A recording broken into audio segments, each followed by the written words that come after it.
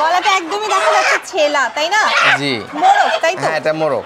সেই জন্য একদম লাল ঝুটি হয়ে আছে। এটা ওজন কেমন হবে ভাইয়া? এটা মোটামুটি আপনি 2.5 থেকে 3 কেজির মতো ওজন আসবে। 2.5 থেকে 3 কেজির মতো ওজন হবে। এই ওজনেরই কি হয়ে থাকে? হ্যাঁ, সাধারণত এরকম ওজনই হয়ে থাকে। আচ্ছা, আর আপনারা যখন সেল দেন, ধরেন মোরগ ছাড়াও অন্যগুলো আসলে কি কি পরিমাণ হয়?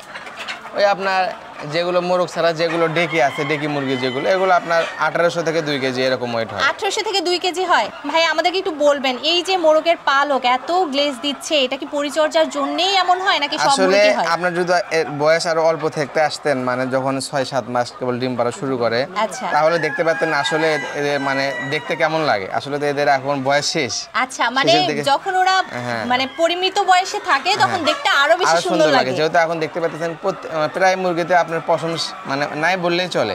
আচ্ছা ভাইয়া, তাহলে আমরা এটা ছেড়ে দিই আপাতত। জি।